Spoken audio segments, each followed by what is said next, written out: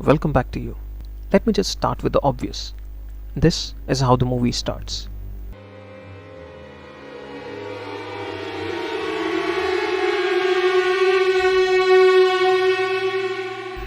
A mounting atonal string note makes an assault on the viewer's ears, immediately inducing a feeling of unease even before the first image pops up on the screen. This is the first feature film to be scored by Johnny Greenwood.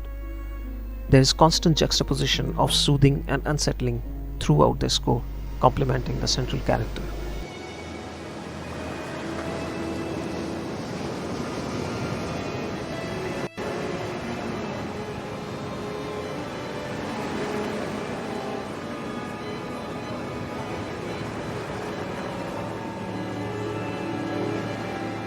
This, along with the ominous title of the movie, makes sure that you are drawn in the movie from its first frame. Now, mentioning the breathtaking Oscar-winning cinematography of Robert Elswit, who had shot all the Paul Thomas Anderson's previous features, while the color scheme is predominantly dark in accordance with the colors of the soil and earth, throughout the movie, we are exposed to full color palette. This creates an intense visual, making the story even more grandiose. The average shot length of the movie stands at about 12.6 seconds. This is almost double than what most of today's movies have. The long tracking shots, filmed with 35mm anamorphic lens, increases the depth of field along the empty landscapes and help Elswit to transform the barren surroundings through multiple framing in one shot. Though mostly shot in exteriors, the set designs by Jack Fisk transports us to those locations. We feel claustrophobic in the silver mine. We sense the danger of the shaky winds. The extreme frugality of Daniel as he sips his whiskey and accidents takes place around him. The editing by Dylan Titchener is devoid of frequent cuts. The value of the cut increases when the number of cut decreases. The longer we hang on to a frame, the more impact it makes on what is coming next.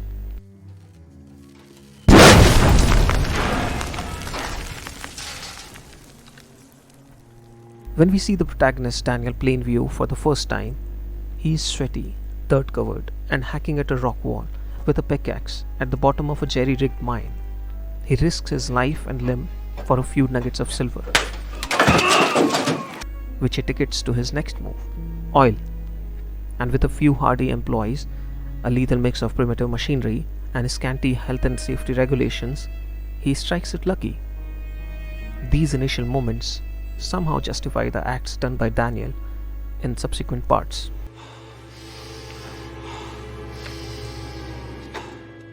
Then, after about 15 minutes into the movie, we hear his voice.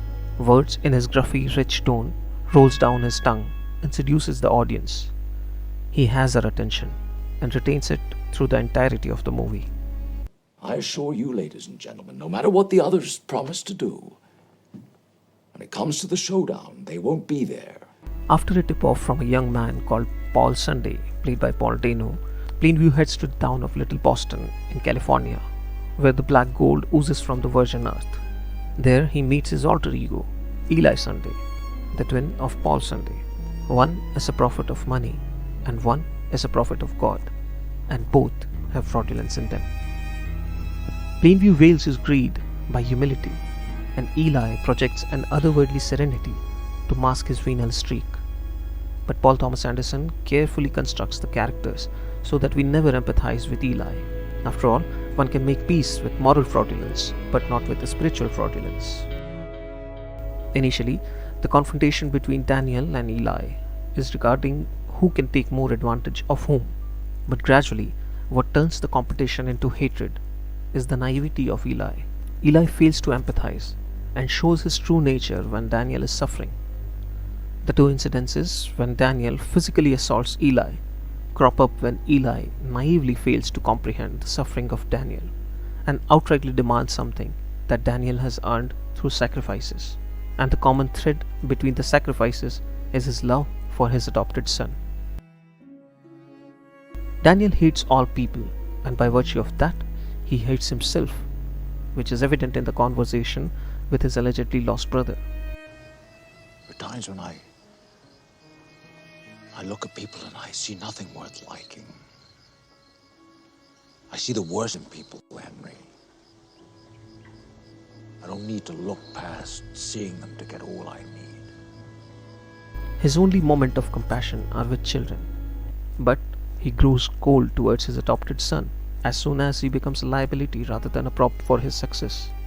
Just moments after his son loses hearing in an accident, these are his utterings. What are you looking so miserable about? There's a whole ocean of oil under our feet. No one can get at it except for me. And he realizes that he has distanced himself from his son, the one person he cared about, even if he does not accept it. His blood curdles up when he sees how his son grows up to be so straight and pure, even in his shadows, and thus decides in his own way to release his son to make his own path.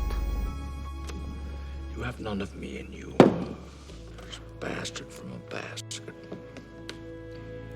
I thank God I have none of you in me.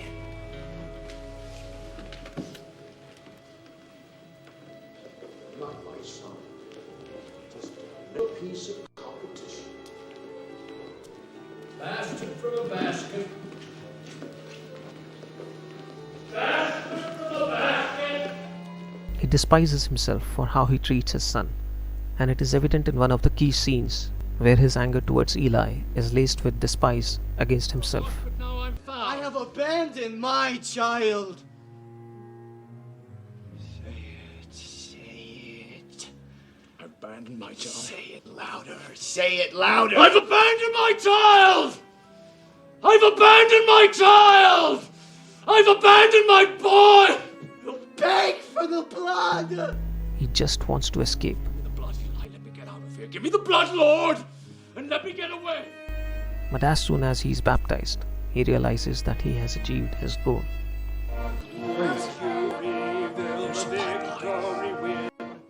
In the final act, we see Plainview is rich, drunk, and very alone.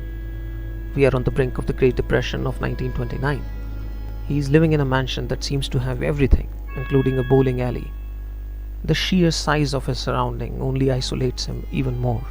He seems content with his circumstances, with madness as his only companion. Now, when he has all the riches, but nobody to share with, and he is touching the depths of lunacy, who comes walking in, literally?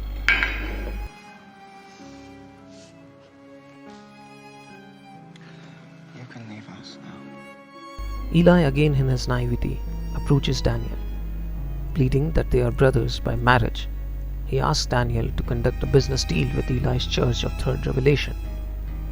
Now it's Daniel's court. He breaks Eli. I am a false prophet. God is a superstition. Those areas have been drilled.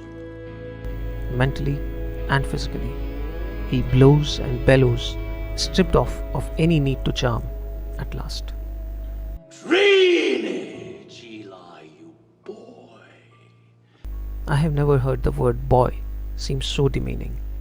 His ego has completely surrendered to the Ed, and this madness is perhaps the only apt way to end his saga. And this is why I love There Will Be Blood. I'm finished.